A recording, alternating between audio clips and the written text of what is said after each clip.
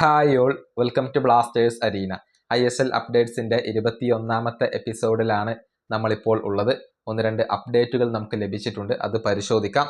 ഒന്നാമത്തേത് Joao Rodriguez ആണ്. ഗോകുലം കേരള പുതിയതായി കൊണ്ട് സൈൻ ചെയ്ത പോർച്ചുഗീസ് താരമാണ് ജാവോ റോഡ്രിഗസ്. മധ്യനിര താരമാണ് ഇദ്ദേഹം. ഏറ്റവും ഒടുവിൽ കംബോഡിയൻ ലീഗിലാണ് ഇദ്ദേഹം കളിച്ചിട്ടുള്ളത്. പുതിയ സീസണിന് വേണ്ടിയുള്ള ഗോകുലം കേരളയുടെ ഒരുക്കങ്ങൾ ഇപ്പോൾ പുരോഗമിച്ചു കൊണ്ടിരിക്കുകയാണ്. രണ്ടാമത്തെ താരം മനു മൊളീന.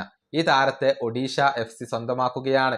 സ്പാനിഷ് താരമായ ഇദ്ദേഹം അറ്റാക്കിംഗ് മിഡ്ഫീൽഡർ ആയിക്കൊണ്ടാണ് കളിക്കുന്നത്. 34 വയസ്സുള്ള ഇദ്ദേഹം സ്പെയിനിലെ പല പ്രധാനപ്പെട്ട ക്ലബ്ബുകൾക്ക് വേണ്ടിയും കളിച്ചിട്ടുണ്ട്. എസ്പെനോളിനെ പോലെയുള്ള പല പ്രധാനപ്പെട്ട സ്പാനിഷ് ക്ലബ്ബുകൾക്ക് വേണ്ടിയും ഇദ്ദേഹം കളിച്ചിട്ടുണ്ട്. മൂന്നാമത്തേത് മൈക്കിൾ ചോപ്രയാണ്. മുൻപ് കേരള ബ്ലാസ്റ്റേഴ്സിന് വേണ്ടി കളിച്ചിരുന്ന ചോപ്ര വിരമിക്കൽ പ്രഖ്യാപനം നടത്തിയിരുന്നു.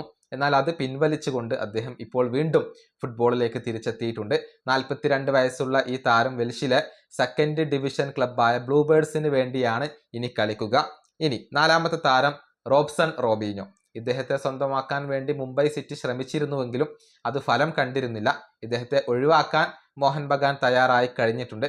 നേരത്തെ ഇദ്ദേഹം കളിച്ചിരുന്ന ബസുന്ധര കിങ്സ് ലോൺ അടിസ്ഥാനത്തിൽ റോബ്സൺ റോബീഞ്ഞോയെ കൊണ്ടുപോകാൻ ഇപ്പോൾ റെഡി ആയിട്ടുണ്ട്.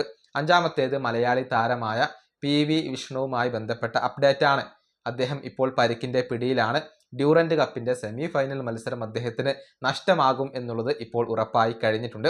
മാത്രമല്ല AFC ചാമ്പ്യൻസ് ലീഗിലെ ആദ്യത്തെ മത്സരവും ഈ മലയാളി താരത്തിന് നഷ്ടമാകും എന്നാണ് റിപ്പോർട്ടുകൾ. ഇനി ആറാമത്തെ താരം അത് മിഹൈലോ പെറോവിച്ച് എന്ന താരമാണ്. ബംഗളൂരു FC പുതിയ വിദേശ താരത്തെ സൈൻ ചെയ്ത് കഴിഞ്ഞു. മോണ്ടെനെഗ്രോ സ്ട്രൈക്കറായ പെറോവിച്ചിനെയാണ് അവർ കൊണ്ടുവന്നിട്ടുള്ളത്. 29 വയസ്സുള്ള ഈ താരം കഴിഞ്ഞ സീസണിൽ ഇന്തോനേഷ്യയിലെ ഫസ്റ്റ് ഡിവിഷനിലാണ് കളിച്ചത്. അവിടെ 6 ഗോളുകളും 1 അസിസ്റ്റും സ്വന്തമാക്കാൻ ഈ താരത്തിന് സാധിച്ചിരുന്നു. നല്ല ഒരു സ്ട്രൈക്കറെ തന്നെയാണ് ബംഗളൂരു FC ഇപ്പോൾ കൊണ്ടുവന്നിട്ടുള്ളത്. ഇത്രയും അപ്ഡേറ്റുകളാണ് പുതിയതായി കൊണ്ട് നമുക്ക് ലഭിച്ചിട്ടുള്ളത്. ഈ വീഡിയോ അവസാനിപ്പിക്കുന്നു. അടുത്തൊരു വീണ്ടും കാണാം.